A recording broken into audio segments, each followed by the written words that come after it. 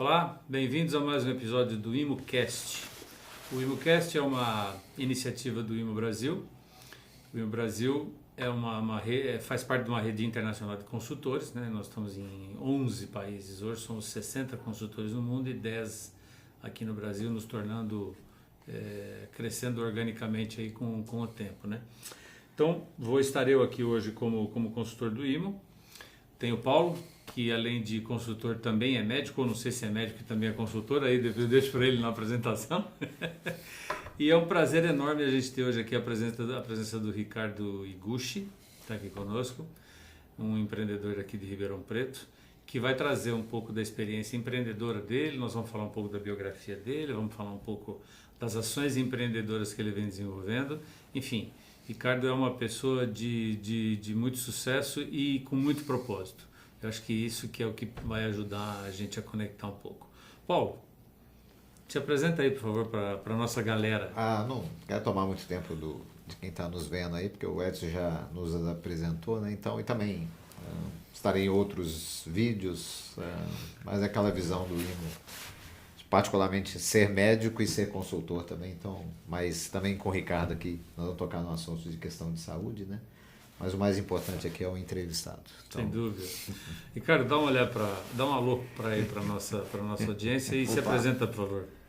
Bom, pessoal, meu nome é Ricardo Iguchi, então eu tenho uma jornada empreendedora, me formei aqui na FEA em Ribeirão Preto, me formei em administração de empresas, depois acabei indo trabalhar em grandes empresas, trabalhei primeiro na Shell, lá no Rio de Janeiro, depois eu fui para Santos, trabalhei numa empresa que chama Noble, uma multinacional, na época em 2012, faturava seus 80 bilhões de dólares.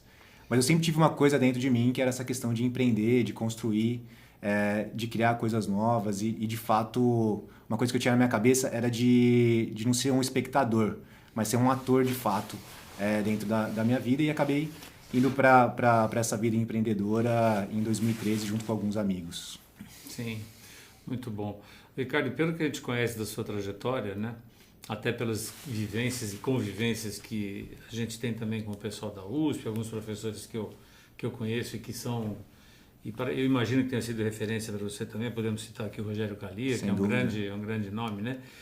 E assim, a universidade, sobretudo as universidades públicas, elas têm um matiz de formar excelentes profissionais pela grade curricular e pelos professores que tem lá também.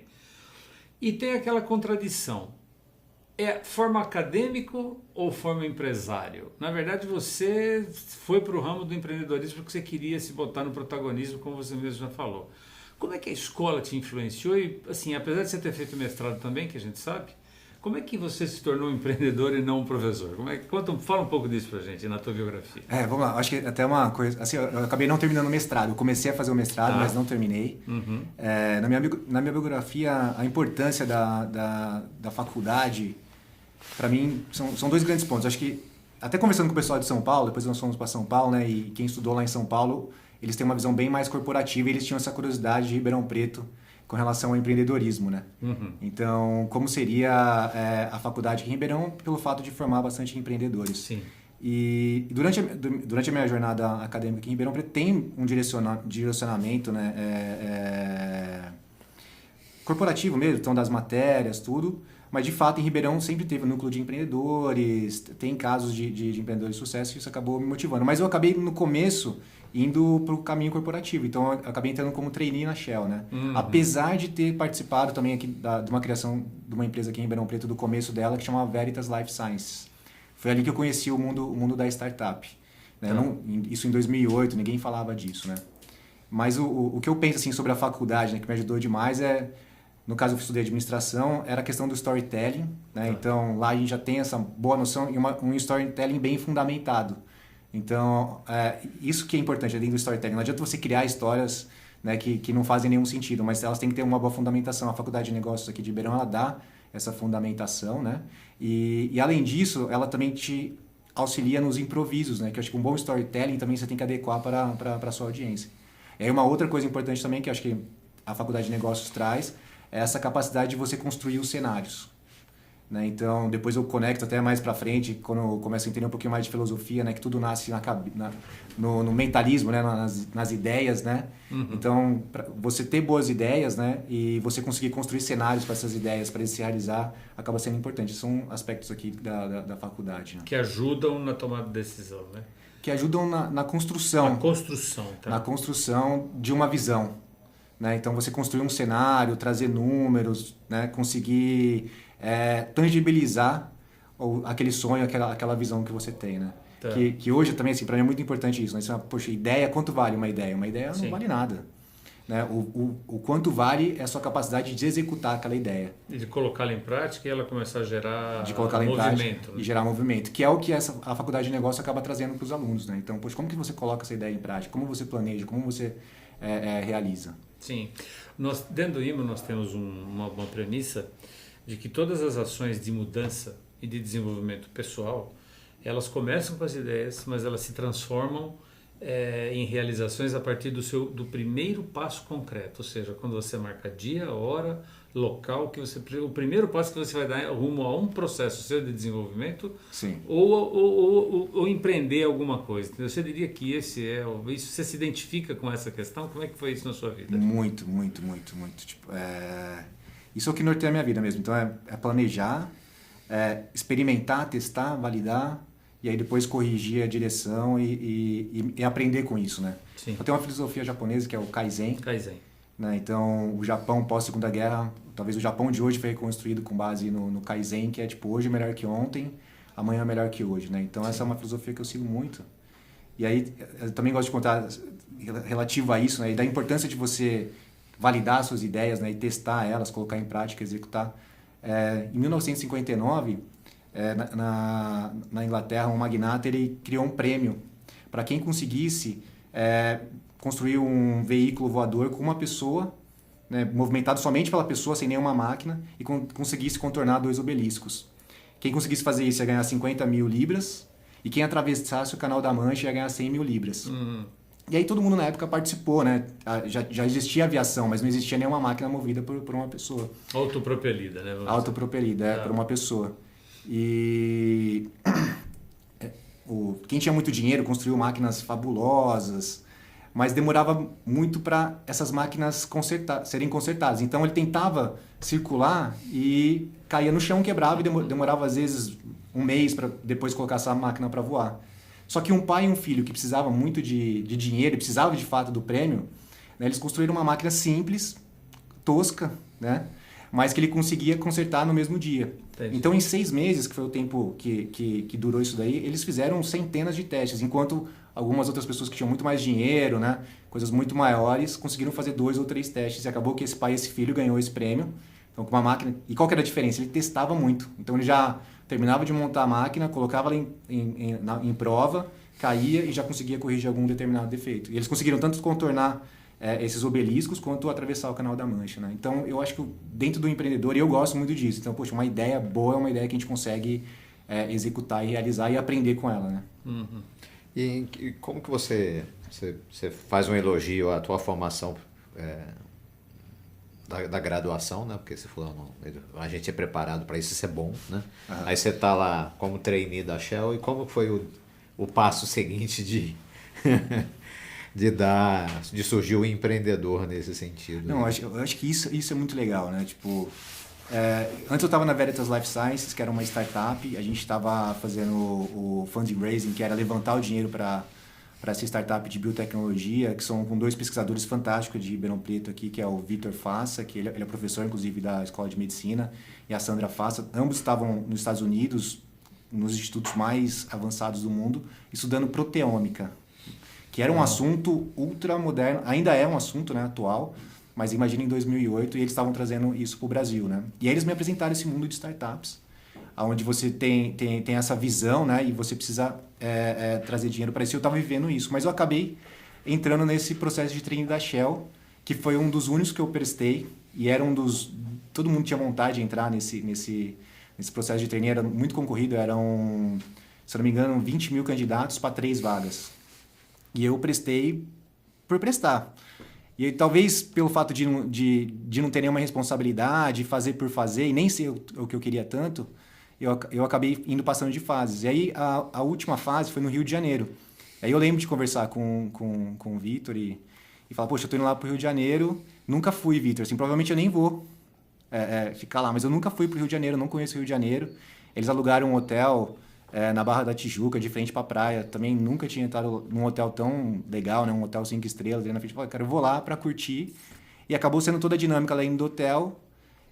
Voltei pra casa, não tinha nenhuma expectativa, mas depois de um tempo, eles me ligaram e falaram que eu tinha passado no trainee. E aí eu não contei pra ninguém que eu tinha passado, nem pro meu pai. Mas aí quando chegou lá em casa uma carta, aí tinha um hiring bônus, que é um bônus de contratação. Sim. Que essas grandes empresas fazem, né? Na época era 25, 30 mil reais, uma coisa assim, que era muito dinheiro, assim, para quem estava se formando, né? E um bom salário lá no Rio de Janeiro. E aí ficou aquela dúvida, será que eu continuo nessa coisa de empreendedorismo, que era uma coisa que eu gostava, ou vou lá para o Rio de Janeiro, né? E foi um dos grandes conflitos que eu tive, porque o meu pai, ele trabalhava no Banespa, ele era um funcionário público, né? Então ele estava procurando uma coisa mais estável, né? Só que eu sempre tinha essa coisa do risco, né? De tomar risco. Até hoje eu sou uma pessoa que toma muito risco, gosto de tomar risco, né?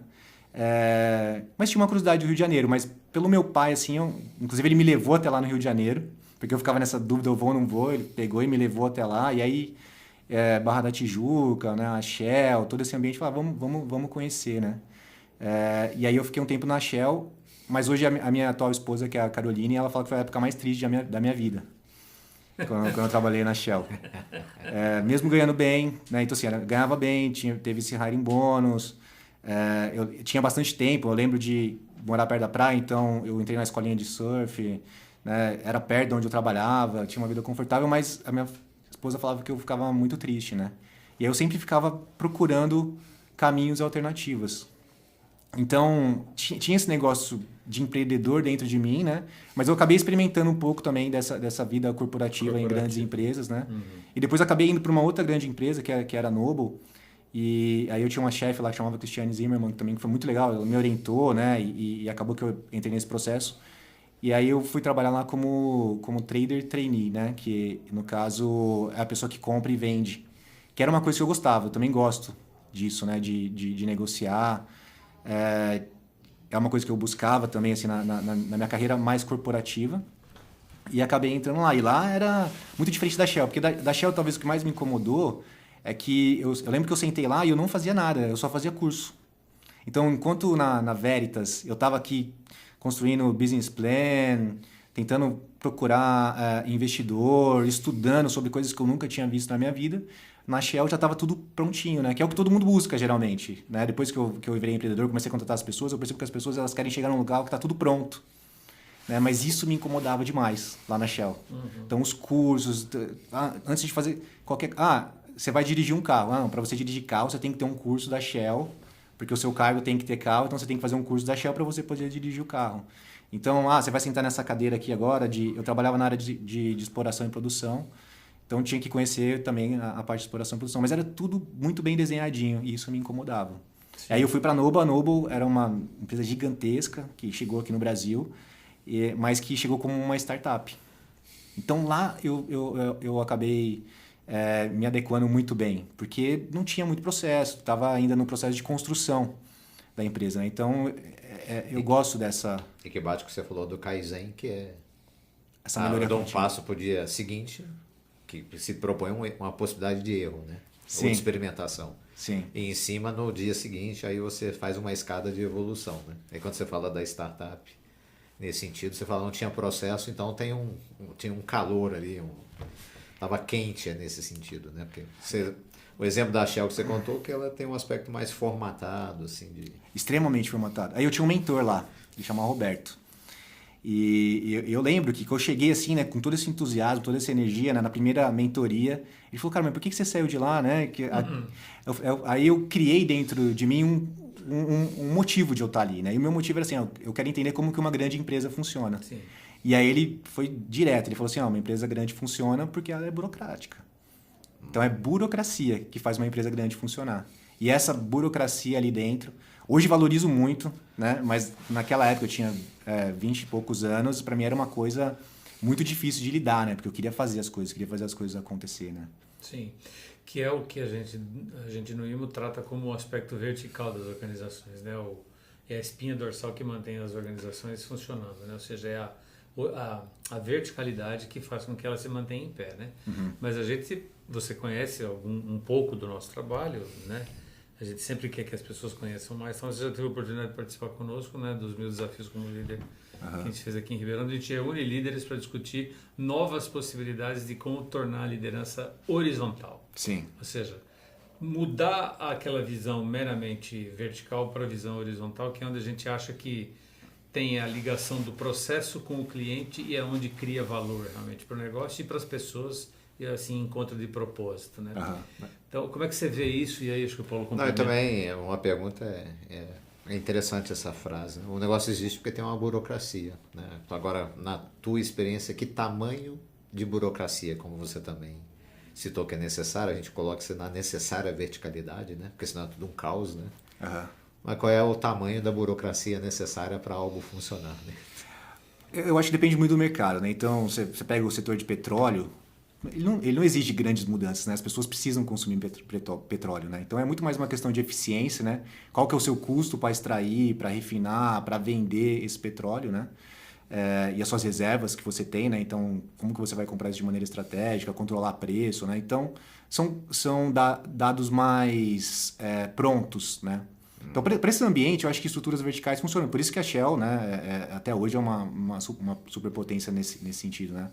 E a própria Petrobras né? Mas agora, quando você vai para mercados mais dinâmicos e para o mundo que a gente está hoje, eu não tenho dúvida nenhuma. Aí eu já sou extremamente horizontal, na verdade. Assim, até pensando assim no Bitcoin. Isso foi moldando a minha carreira, inclusive. Então, olhando sobre essa perspectiva, tipo, eu fui para a Shell, onde o negócio era extremamente verticalizado. Depois eu já fui para Noble, onde era menos centralizado, porque era uma coisa que estava se construindo. Depois, junto com o Rodrigo e com o Felipe, a gente montou a Cargo BR, que é uma empresa de logística, que já era mais verticalizada, porque qual que era o momento que eu acredito que eu tive muita sorte, né? Vivi uma época de ouro, né? Então, onde esses anos 2000, 2010, né? A gente teve uma mudança de digitalização do mundo, né? Nesse caso aí você já tinha... Então você virou empreendedor. Esse foi o teu primeiro passo como empreendedor. O meu primeiro passo como empreendedor você de verdade. Você tinha quantos anos, mais ou menos, aí? Eu tinha uns 26 anos. Estava no Rio ainda? Não, eu estava em Santos. Eu morava em Santos, trabalhava nessa trading. Era muito feliz lá. Diferente da Shell, onde eu era infeliz, na Noble eu era muito feliz. Eu adorava o que eu fazia. A minha esposa fala que, inclusive, talvez foi a fase que eu fui mais feliz. Porque ser empreendedor é mais pesado, né? Sim. Não é só alegria, né? Mas foi uma época que eu fui muito feliz ali em Santos, mas eu tinha esse amigo e a gente sempre conversava e eu precisava fazer esse empreendedorismo, né? Tipo, empreender, né? Participar desse movimento. Ricardo, nessa linha do empreendedorismo, né? Aí já dando um salto biográfico aí, né? Eu tive vendo recentemente, acho que foi nesses dias que eu vi o vulto de investimentos que a gente ainda tem em startups é enorme, inclusive no Brasil, né? Que mensagem dá para dizer para quem quer empreender? Que qualidades precisa ter, além da vontade, além da ideia, além de se preparar, enfim, qual é o apetite ao risco, enfim, essa coisa toda. O que mais que você classificaria como uma atitude empreendedora que precisa ser seguida para valer a pena e para dar certo? Sem dúvida nenhuma é resiliência, é a máxima assim, do empreendedor. Mas eu tenho refletido bastante aí já de um ponto de vista mais filosófico mesmo do papel do empreendedor. Eu acho que os empreendedores no mundo deveriam estar mais preparados filosoficamente, eu acho. Tá. Por que, né, isso? Né? Então, pegar aqui um caso extremo, assim, né? Tipo, o Hitler era um cara inteligentíssimo. Sim. E o cara fez o mal. Sim. Né? Então, a gente precisa ter empreendedores bons. Né? E isso passa por uma busca filosófica, né? De se autoconhecer, dela procurar ter objetivos fraternos, né? Evoluir como ser humano, né? Entender que a gente está aqui para se construir como ser humano e não para ficar construindo coisas. Como comunidade, né? Como comunidade. Tá. E com propósitos ideais, bons propósitos, né? Tá. Essa busca Que vão pelos- além do materialismo, sim, pura e simplesmente, é isso? além do materialismo e que também que seja fraterno, né? Que seja humano, de verdade, que diferencia a gente dos animais, né? Tá, O animal é que nós somos animais, né? Nascemos como os animais. E vai lutar por aquela sobrevivência, pelo poder, né? Necessariamente só por isso, né? Eu acho que a gente precisa dar esse passo a mais, nos construindo como seres humanos, pensando em ideais maiores, mais humanos, né? Então, assim, o ideal para mim é que os empreendedores também tenham essa busca por esse propósito de vida, né? E aí porque essas outras ferramentas ele vai conseguir, hoje a gente consegue ter, né? Mas eu acho que os bons empreendedores precisam primeiro ter esse ideal e aí depois a partir dali construir os negócios para a gente ter bons negócios, negócios cada vez melhores, né? Eu acho o mundo muito melhor, tá, hoje, do que era. Sim. Você coloca... É interessante você tocar nesse assunto. Aí você usou o termo filosofia, já ia perguntar para ele o que era filosofia, mas ele está explicando. Já explicou, Mas você vai dentro de, às vezes, uma linha contrária a alguns teóricos da área da administração, né? Assim, você tem teóricos famosos no sentido quando eles falam a empresa, ela não deveria oferecer nada disso, porque o objetivo dela não é este, né? Não estou dizendo que ele esteja certo, né? E aí quando se fala, num caso você traz luzes para a pessoa, para o ser humano enquanto algo mais desenvolvido, né? Então você fala, é o oposto desse, não vou citar aqui o nome é um indivíduo famoso na área de economia, nesse sentido, dentro da ideia de que uma empresa ela vai gerar resultados para os seus acionistas. Se vai gerar resultado para o acionista, tudo que seja algo como mais aprofundado, ele se nega, né? E aí é interessante você trazer isso, e você delineou bem assim. Agora, como que a gente pode multiplicar isso? Porque você está dentro de uma linha que a gente também considera que é necessário. É preciso, dentro de cada organização, tal como a gente pretende aqui que o entrevistado esteja o elemento principal são os seres humanos. Na consultoria a gente olha desse jeito. E a reflexão é como que a gente pode multiplicar isso. E você traz algo novo nesse sentido. O empreendedor como indivíduo, você usou a palavra bom, né? Não é um bom empreendedor, você falou empreendedor bom. Então, com bons ideais, né? Que se questione, né? Porque eu também tenho essa visão de que naturalmente a gente busca o bom, né? Se você quer ser percebido como uma pessoa boa, ninguém gosta de ser percebido como uma pessoa ruim. Imagina que até o próprio Hitler, já que a gente usou aqui, tipo, no meio dele as pessoas achavam ele bom, ele talvez se achasse bom, estava fazendo certo, né? E aí o que falta é o questionamento, é o pensar filosófico, né? Então, filosofia, para mim, então, é se questionar. Né? E se questionar pensando em evoluir, aí você conecta com o Kaizen, né? Então a cada dia eu vou melhorar, né? Então, assim, pensando no mundo, eu acho que hoje falta muito essa questão filosófica, a gente perdeu isso, né? Eu não sou um cara extremamente teórico, assim, né? Estudioso sobre isso, mas tem as vertentes ideológicas do mundo e a gente hoje perdeu essa parte filosófica. E materialmente, não tem como discutir que a gente não evoluiu, né? Sim, sim. Cientificamente. Então, cientificamente, a gente constrói foguetes, estamos indo para a Lua, estamos extremamente conectados, né? Mas e a pessoa que está dirigindo esse foguete, que está usando esses objetos? Será que ela também evoluiu? Né? Então, tem um pensador que fala, né? Tipo, que a gente evoluiu da biga para o foguete. Mas será que essa pessoa que estava dirigindo aquela biga lá, romana, e essa pessoa que dirige o foguete evoluiu na mesma velocidade, né? E pensando em construir coisas, né? Que a gente vê no empreendedorismo muito isso. Quem que são as suas referências como inovadores? Elon Musk, Steve Jobs, sem dúvida são referências para a gente nesse... Não só como inovadores, mas no mundo dos negócios. De uma maneira no mundo dos geral, negócios, né? Tipo, no mundo material, né? Para construir coisas, eles são muito bons.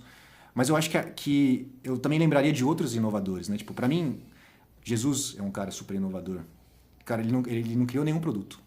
Sim. Mas ele mudou o modo como as pessoas pensam no mundo, né? Sim. O Buda, mesma coisa, Siddhartha Gautama. Sim. Então, assim, tem vários exemplos. Se você pegar na filosofia, então, Aristóteles, aliás, Sócrates, né? Depois Platão, depois Aristóteles, né? São caras que moldaram tudo Para mim, esses caras são grandes inovações, todo o pensamento, né? Então, apesar de não ter criado nenhum produto, que hoje a gente está muito associado a isso, o cara é inovador porque ele criou tal produto e resolveu tal problema. Eu acho que o inovar e o empreender está relacionado a resolver o problema. E o maior problema que existe hoje no mundo é o sofrimento das pessoas. Todo ser humano ele sofre. Sim, na essência. Dessa busca, de onde eu vim, para onde eu vou. Né? E aí, o que eu quero da minha vida. O que eu quero da minha vida. E as dores são as mesmas há 3.000 anos atrás e hoje. A gente não conseguiu chegar num nível superior. Uhum. E agora coisas, né? E aí tem uma filósofa que chama Lucilena Galvão, que eu gosto muito de ouvir ela. E ela fala que as coisas mais incríveis do mundo já estão feitas. Então, a gente já tem a velocidade da luz. A gente já tem sóis. Tudo isso já foi criado. Essas coisas. A gente está aqui para se construir como ser humano. Sim. Dentro da nossa metodologia de trabalho, a gente trabalha muito com evidências, né? Ou seja, e com algumas premissas, né? Uma das premissas é que a gente tem uma interdependência hoje muito grande entre as pessoas. A gente não consegue imaginar que a nossa vida organizada hoje ela ocorra sem que a gente dependa de alguém para fazer aquilo, seja na energia elétrica, seja no imobiliário, seja no vestimenta, enfim. E as relações sociais, a gente percebe que elas talvez não estejam acompanhando essa interdependência. Então, a gente dá muito foco no cliente, porque para nós o cliente é o cliente, seja ele quem for, entendeu? Pode ser o cliente de uma padaria, como pode ser o cliente de um serviço médico. Assim, é aquele olhar nos olhos, entendeu? Acho que essa coisa é uma coisa que necessariamente a nossa sociedade talvez precise recuperar. E a gente acredita que o nosso trabalho, ele concorre para isso. Ou seja, ele faz com que as pessoas se voltem de novo para o humano, né? É mais ou menos isso que você está querendo trazer, assim, no sentido da gente se moldar como uma sociedade, como se moldar nessa interdependência? Também. Mas acho que o primeiro ponto é o questionar aqui do Rudolf Steiner, pensar sobre o que a gente está pensando. Sim. Primeira coisa. Pensar sobre o pensar. Pensar sobre o pensar. Para a gente, a partir daí, a gente começar a ter ação genuína. Eu tenho uma visão liberal, né? Então, assim, capitalista. Eu sou empreendedor, né? Então, o qual é dentro de mim. Então, eu acredito que o indivíduo é importante, né? Também. Mas o que esse indivíduo tem que fazer é questionar e buscar, né, essa ação genuína. O que ele veio fazer aqui, né, na Terra. E isso, a partir disso, se relacionar com as pessoas, que acaba tendo uma troca, né? Agora, sobre essa complexidade que a gente vem crescendo, né? E cresce por quê? Porque aumentou o número de pessoas que a gente tem que se relacionar, né? Sim. Então, antes a gente estava numa tribo ali, que a gente crescia numa vila com 20 pessoas e a gente ia conhecer 20 pessoas. E, inclusive, você ia ficar especialista em tudo que acontece na vila e isso ia se repetir. Isso era muito herdado, né? E você conseguia repetir padrões, você conhecia as pessoas. Hoje você tem uma quantidade infinita de pessoas, praticamente, para você se conectar, se relacionar, de ideias. Na ponta do dedo, né? E aí, porque aí tem a teoria dos jogos, né, do John Nash. Sim. Que explica esses relacionamentos, né, entre as pessoas e quão complexo é. Porque quando você se relaciona com uma pessoa que você não conhece, ela pode tanto trapacear quanto colaborar. E se você colabora com uma pessoa que trapaceia, você perde. Na verdade, eu diria que ambos perdem no fundo, né? Porque... Numa comunidade pequena, ambos perdem. É. Porque essa pessoa ela vai ficar isolada e não vai conseguir mais fazer negócio com ninguém. Agora, numa sociedade infinita, essa pessoa, às vezes, que trapaceia, né? Como ela sempre vai ter algum bônus. Algum bônus. Então, isso tende a fazer com que as pessoas trapaceiem também. Ou então sempre fiquem com o pé atrás para colaborar, né? Então, isso aumenta a complexidade do mundo hoje, né? De relacionamento. Então, a gente fala de relacionamento hoje, poxa, é difícil mesmo hoje. É difícil. Você põe num terreno onde você fala de questão do risco, e agora você entra num terreno de desenvolvimento humano. Isso já estava lá também, lá atrás? Você percebe isso? Na tua vida, do ponto de vista biograficamente falando? Essa tua preocupação com esse olhar. Porque você fala, estou na Shell, vou para outra, essa questão ali estava muito formatada, e aí também você vai evoluindo para uma questão do empreendimento aí, né? Eu vejo eu evoluindo para essa questão de ser um ator, né? De fato, né? De não só ser um espectador, né? Mas essas questões, e aí o Edson citou o Kalia, foi ele que me despertou para esse mundo. E foi um despertar mesmo, né? Uhum. E aí também uma outra coisa que eu levo muito comigo É uma frase também famosa, né? Tipo, que eu esqueci quem disse isso, mas eu não tenho compromisso com o erro.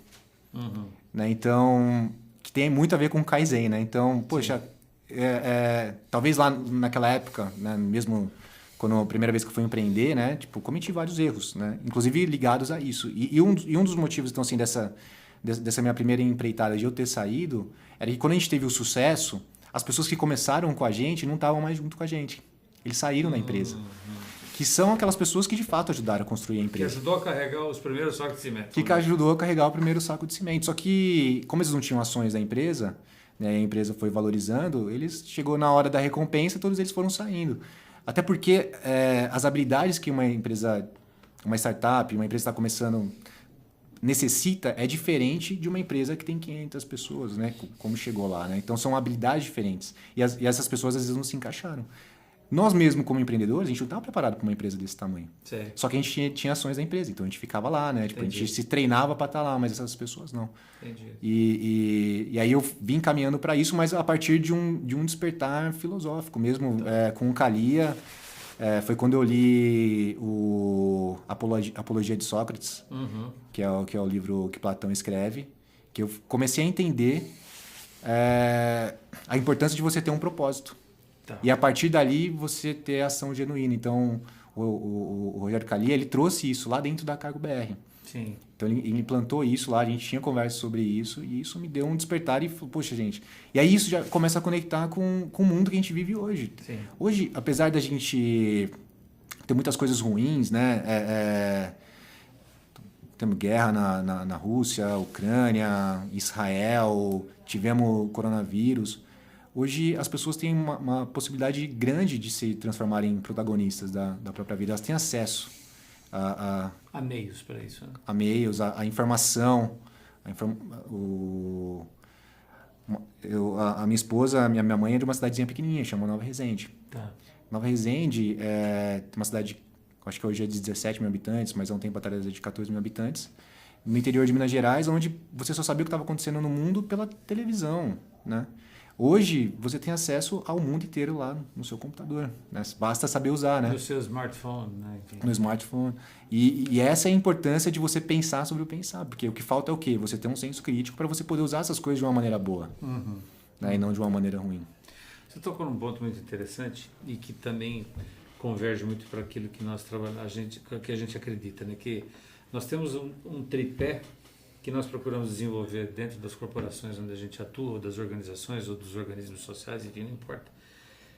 O tripé é desenvolver bons processos através de bons diálogos que traga a conexão entre biografias, a biografia da empresa e a biografia das pessoas, ou seja, o propósito. É isso. Por que as pessoas estão ali, por que essa empresa está ali, para fazer o quê?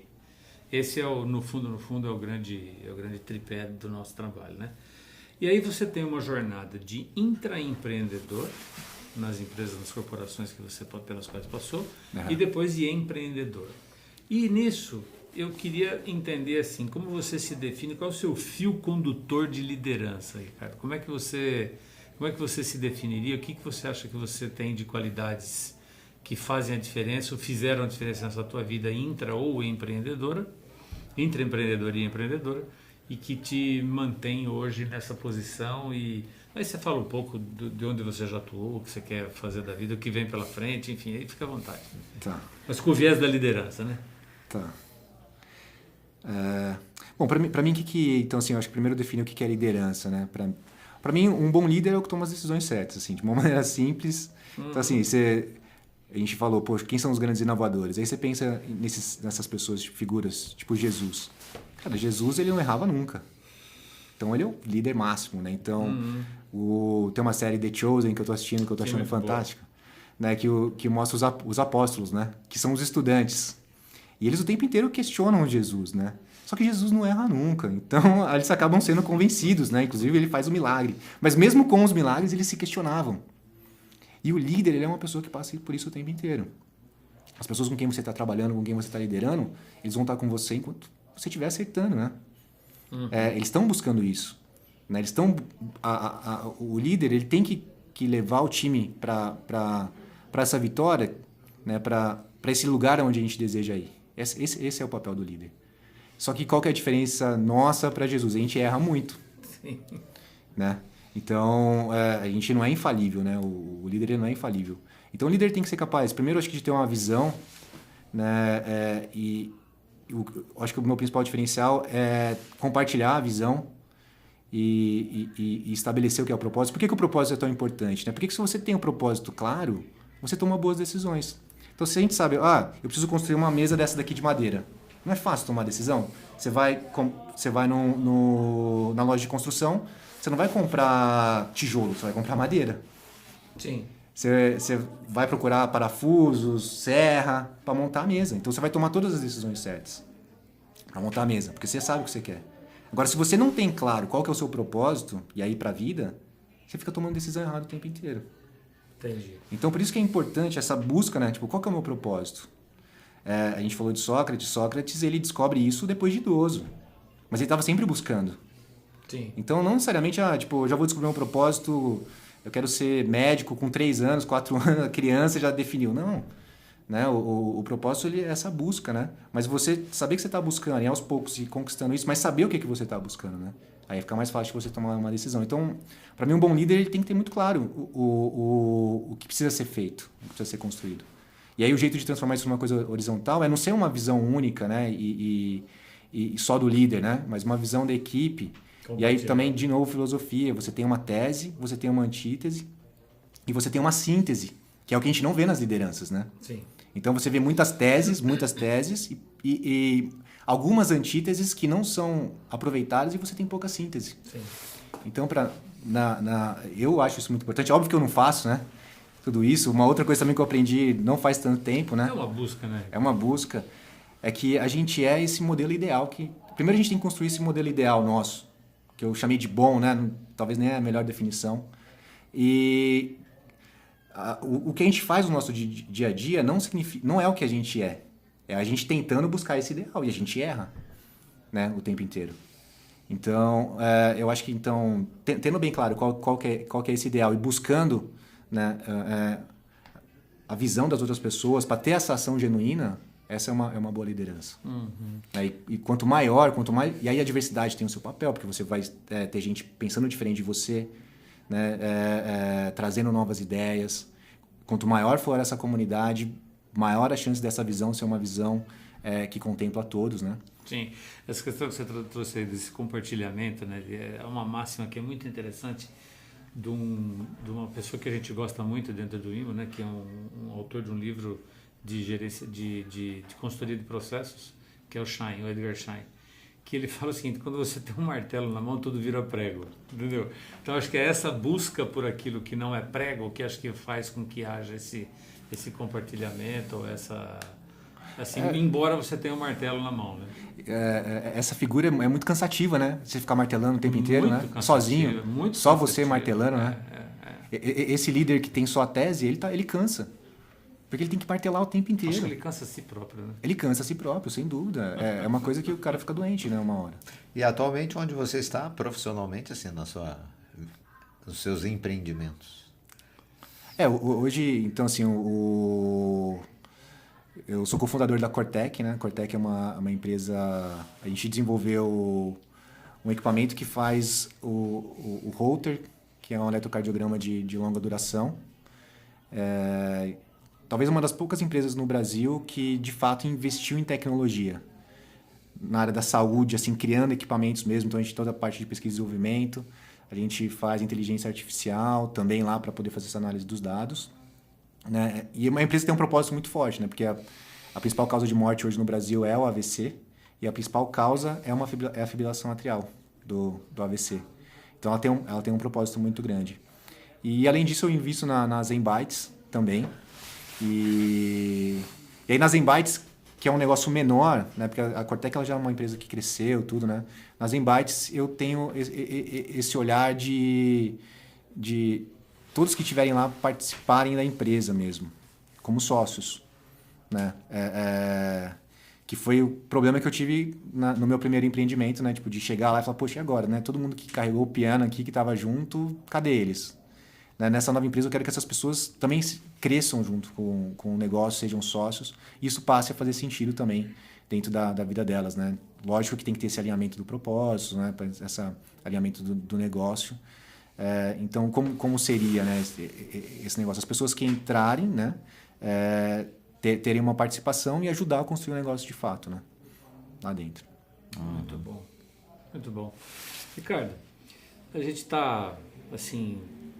o nosso tempo assim, essa era uma conversa para ter até um barril de chopp aqui na casa, né? Para poder, né? Para quem bebe, né? Para quem bebe, né? Paulo bebe Você água. não bebe, Paulo? Eu bebo água.